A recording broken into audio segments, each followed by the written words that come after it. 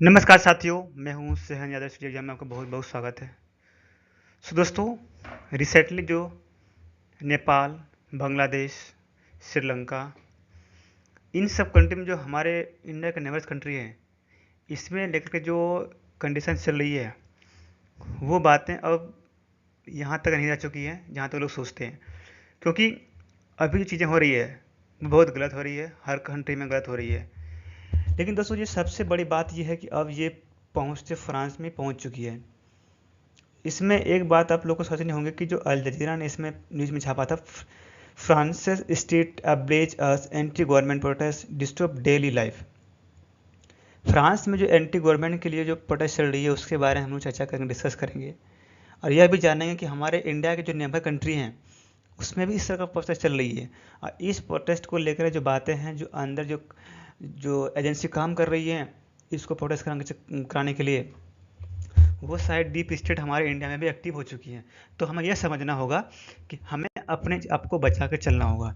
ये सबसे बड़ी बात होती है दोस्तों, क्योंकि आप रिसेंटली न्यूज़ में सुने होंगे कि नेपाल में मैंने नेपाल का जो कि सेशन भी करा था उसके बारे में बताया भी था। जो कंडीशन इतनी बुरी है कि आप देख नहीं सकते अपनी आंखों से। ऐसे गवर्नमेंट को खाड़ फेंकना जेड के लोगों के द्वारा। ये जेड के जो युवा हैं वो किसी की बात पे सहते नहीं, क्योंकि वो दोनों जगह वो जी चुके हैं, विद फ़ोन विदाउट फ़ोन। तो उनको टेक्नोलॉजी और विदाउट टेक्नोलॉजी के बारे में पता है, चीज़ें वो कर लेंगे। ठीक है। जो फ्रांस की जो खबर आ रही है, चलते हैं फ्रांस के ऊपर दोस्तों। तो जो फ्रांस में खबर आ रही है कि वो प्रेसिडेंट जो इमैनुअल मैक्रोन, तो उसको ट्रांसफर सब डिवीजन लेग्रोस फौजी एट prime minister into immediate crisis, उसको प्रेसिडेंट ने ट्रांसफ़र कर दिया, उसको एग्जाम दे लिया है, क्योंकि एंटी गवर्नमेंट की जो प्रोटेस्ट चल रही थी दोस्तों। जिसको वहाँ पर जो 80,000 police officers who dismantled barricades and arrested 100 distributions multiplies across France protested tourists bin bus in Rennes, while several electric cables in the southwest held train service and created tariff. दोस्तों, ये जो प्रोटेस्ट इतनी गंभीर हुई है कि 80,000 police को सामना करना पड़ा था। ये चीज़ें हो रही है। और इमैनुअल मैक्रोन जो वहाँ के प्रेसिडेंट प्राइम मिनिस्टर हैं, उनको इस्तीफा देना पड़ा और फिर से इलेक्शन होंगे। इस जो झुंड दोस्तों, उसमें 450 जो है कि मिनिस्ट्री डॉक्यूमेंट थे, उसको उन्होंने कस्टडी बहुत सारी चीज़ें कर दिया। इंजर्ड हो गया 800 प्रोटेस्ट इलेक्शन, उसके ऊपर एक्शन लिया गया, स्ट्रीट फायर किया गया, बहुत सारी ऐसी घटना करी गई जो आप रिसेंटली देखा होगा नेपाल में।